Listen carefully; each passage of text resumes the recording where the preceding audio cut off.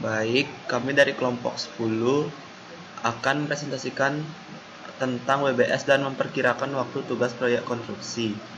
Jadi, di kelompok kami itu beranggotakan yang pertama itu Egyus Yusef Ferdianto, NIM 107, Kadek Jesse Dwi Paristiana yaitu saya sendiri NIM 109, dan Rian Anugrah Faiz NIM 105. Pertama-tama di sini ada tujuan pembelajaran. Jadi di sini kita akan mempelajari tentang memahami tentang work breakdown struktur atau WBS. Yang kedua, mengerti bagaimana teknik membuat WBS. Yang ketiga, mengenal bentuk-bentuk WBS. Dan yang keempat itu mampu membuat WBS suatu proyek. Jadi yang pertama, kita harus tahu apa itu work breakdown struktur atau WBS. Work breakdown struktur atau WBS sering juga disebut SRK atau struktur rincian lingkup kerja. WBS atau work breakdown struktur adalah suatu kegiatan memecah-mecah lingkup proyek dan menyusun kembali komponen-komponennya dengan mengikuti suatu hierarki tertentu. WBS juga digunakan untuk melakukan breakdown atau memecahkan tiap proses pekerjaan menjadi lebih detail. Hal ini dimaksudkan agar proses perencanaan proyek memiliki tingkat yang lebih baik. Pada prinsipnya, WBS atau Work Breakdown Struktur adalah pemecah atau pembagian pekerjaan ke dalam bagian yang lebih kecil atau subkegiatan. Untuk membuat WBS yang baik, maka harus jelas tujuan proyek tersebut. Work Breakdown Struktur atau WBS memberikan pengertian yang jelas, antara lain work secara fisik dan mental memecah atau memecahkan permasalahan yang ada dengan menghasilkan sebuah yang objektif, yaitu aktivitas yang spesifik, tugas, fungsi, atau penempatan sebuah bagian atau fase yang meluas menghasilkan sesuatu yang dilengkapi kemampuan, usaha, kegunaan, dan pelatihan. Breakdown yaitu memecahkan bagian kategori secara terpisah ke dalam elemen sederhana dengan bentuk rangkaian. Struktur yaitu sesuatu susunan dalam pola yang terbatas dari suatu organisasi. Di sini juga ada kegunaan work breakdown struktur atau WBS. Kegunaan work breakdown struktur atau WBS antara lain. Di sini ini menurut Albert ND. Yang pertama itu memudahkan perubahan lingkungan. Yang kedua, memberikan suatu konsisten dan kerangka nyata pada program dan kontrak proyek. Yang ketiga, meningkatkan komunikasi melalui proses yang mudah. Yang keempat, membantu perencanaan dan penempatan tanggung jawab teknik manajemen. Yang kelima, memberikan fondasi terhadap integrasi dan kesuksesan proyek. Dan yang terakhir itu memberikan standarisasi dan secara umum untuk implementasi proyek. Di sini juga ada tujuan work breakdown struktur atau WBS. Jadi WBS menciptakan tujuan mengembangkan suatu keperluan misi objektif proyek secara spesifik, antara lain yang pertama itu memecahkan program atau proyek ke dalam bagian yang terkelola dari pekerjaan sebagai fasilitas perencanaan dan pengendalian biaya, jadwal, dan konten teknis. Yang kedua, secara cepat WBS dibuat untuk mengembangkan program atau proyek dengan mengidentifikasi total pekerjaan terlaksana dan terbagi pekerjaan ke dalam elemen yang terkelola dengan tingkat level perinciannya.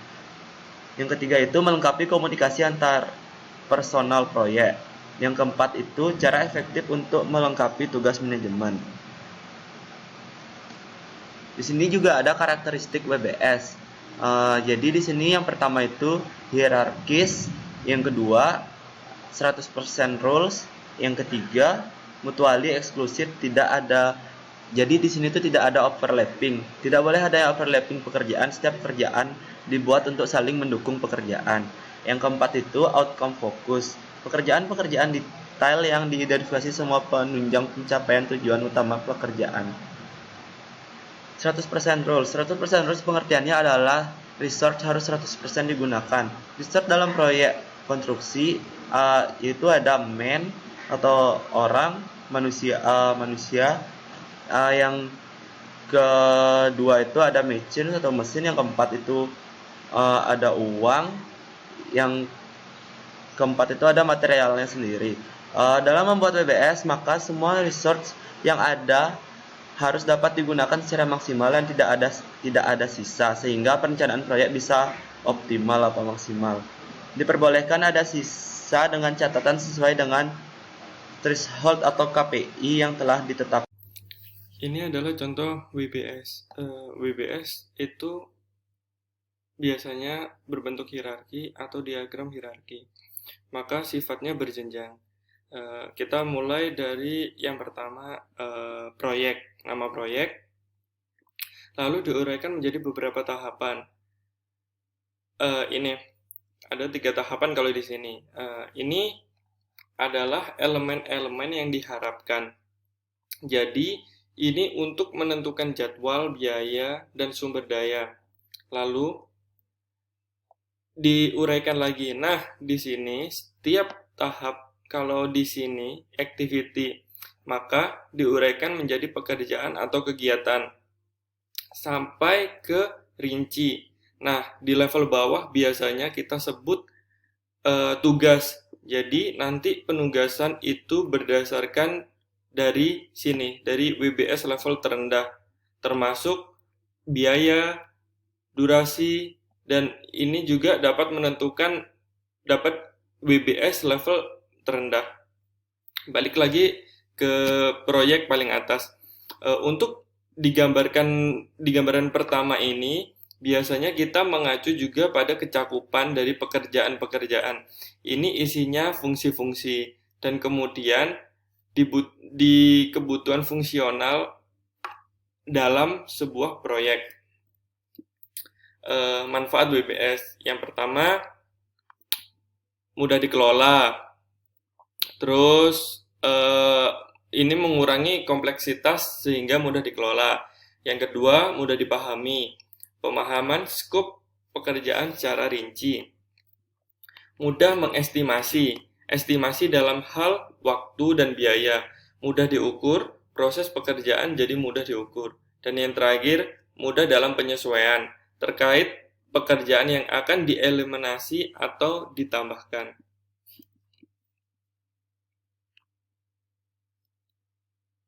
Ini adalah struktur WBS.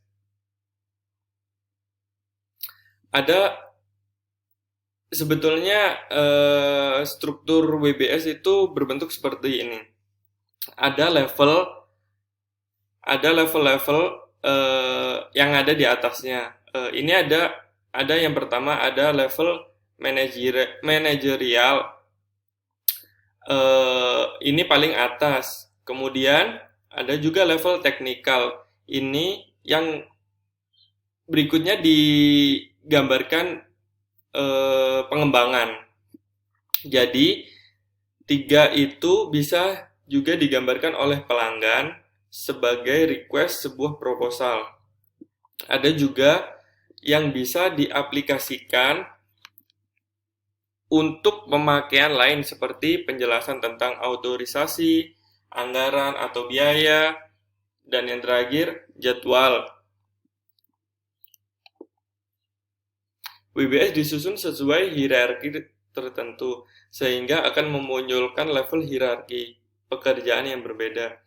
Lazimnya, level hierarki didasarkan pada ukuran lingkup kerja dan kompleksitas proyek. Semakin ke bawah atau levelnya makin tinggi, maka pekerjaan semakin detail. Ini ada WBS chart. Ini adalah contoh sebuah WBS chart. WBS chart ini ada contoh membuat situs retail web. Situs retail web di sini diuraikan menjadi ada manajemen proyek, pengumpulan rekrutmen, desain dan analisis, membangun websitenya, melakukan pengujian.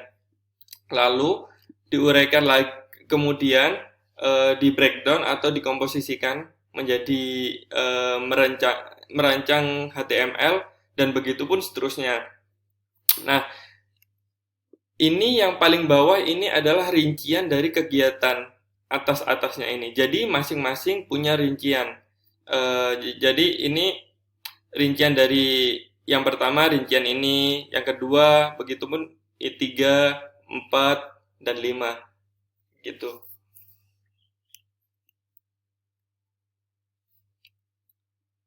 Ini adalah contoh mind mapping.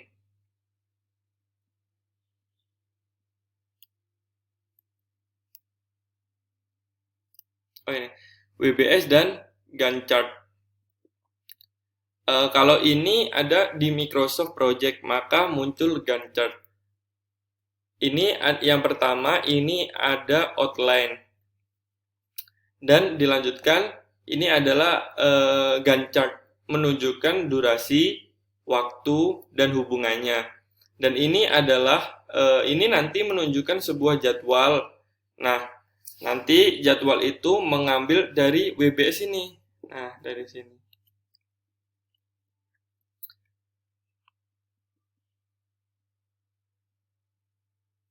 Pendekatan pengembangan WBS. Yang pertama, dengan panduan dari organisasi. Misalnya, perusahaan mempunyai pedoman. Dan yang kedua, analogi. Review WBS dari proyek serupa dan diterapkan pada proyek baru. Dan yang ketiga, ada secara teknis. Bisa dibuat pendekatan top-down, itu mulai dari item terbesar sampai item yang paling kecil, atau juga dari paling bawah, mulai dari teks detail kemudian dikelompokkan ke atas sampai kita bisa membuat daftar berjenjangnya. Dan yang kelima, ini mungkin tidak menggunakan metodologi yang terstruktur. Jadi ini adalah mind mapping. Mind mapping itu tulisannya dalam tugas dalam format non-linear buat struktur WBS.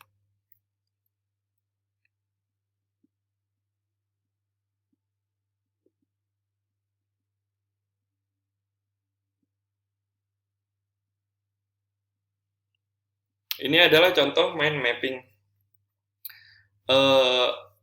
Ada suatu contoh mind mapping dalam suatu proyek. Pertama, kegiatan apa saja yang paling utama, maka dibikin cabang-cabang. Ini kegiatan yang pertama dibikin cabang, kegiatan kedua dibikin cabang, kegiatan ketiga, dan seterusnya. Yang pertama, tugas-tugas apa dulu yang utama, terus dipecah-pecah subtasks. Ada deliverable yang pertama dan yang kedua. Jadi yang harus disampaikan itu apa sehingga kita bisa menggambarkan tugas-tugasnya.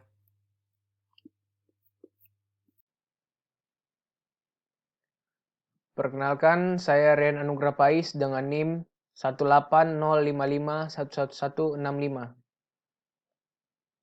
Di sini bisa dilihat prinsip-prinsip dasar WBS. Yang pertama, sebuah unit kerja hanya boleh muncul satu kali di WBS. Dua, sebuah item dalam WBS merupakan gabungan rangkuman items di bawahnya. Yang ketiga, sebuah item WBS merupakan tanggung jawab seorang individu. Yang keempat, WBS harus konsisten dengan cara kerja tim. Yang kelima, anggota tim proyek harus terlibat dalam menyusun WBS. Yang keenam, tiap item WBS harus terdokumentasi untuk memastikan pemahaman yang akurat tentang SOW. Yang ketujuh, WBS harus fleksibel terhadap perubahan sekaligus dapat mengelola kontrol kerja proyek berdasarkan pernyataan lingkup. Hal-hal yang harus diperhatikan. Hal-hal yang perlu diperhatikan ketika membuat sebuah WBS. Yang pertama itu, WBS harus mencangkup tugas atau kegiatan yang diizinkan untuk tujuan proyek yang dilaksanakan. Yang kedua, fokus dari proyek harus menghasilkan sesuatu, bukan hanya menyelesaikan sebuah kegiatan spesifik tertentu. Yang ketiga, WBS memberikan sebuah jembatan antara ruang lingkup proyek dan rencana proyek, yaitu jadwal dan anggaran. Yang keempat, memastikan orang-orang yang berhubungan pekerjaan tersebut telah terlibat dalam pengerjaan proyek itu. Rules membuat WBS. Yang pertama, buat WBS bersama tim. Proyek adalah suatu kegiatan yang melibatkan banyak disiplin ilmu. Agar WBS komplit maka harus dibuat oleh anggota tim yang kompeten dan sesuai keilmuannya. Tiap anggota tim dapat memahami detail pekerjaan yang ada dalam WBS yang telah dibuat bersama. Yang kedua, WBS dibuat dengan minimal 3 level. WBS yang baik dibuat dengan minimum 3 level, dengan level 0 adalah proyek itu sendiri. 3. Jangan bingung memecahkan pekerjaan. WBS dibuat dengan memecah-mecah proyek menjadi item-item pekerjaan yang mendukung terciptanya tujuan proyek. 4. WBS adalah pemecah item pekerjaan. Daftar pekerjaan adalah hasil pemecah WBS. Daftar pekerjaan ini yang mendukung pembuatan penjadwalan dan estimasi biaya, bukan proses sebaliknya. Yang kelima, membuat WBS adalah proses iterasi. WBS adalah proses penyempurnaan yang hampir sulit untuk sempurna dalam satu kali iterasi. Terus lakukan pengecekan berulang-ulang untuk mendapatkan gambaran item-item pekerjaan secara komplit. Yang keenam, mendefinisikan pekerjaan. Pekerjaan di level terendah, level dengan angka terbesar, adalah pekerjaan yang dapat dimasukkan atau ditugaskan dengan sumber daya.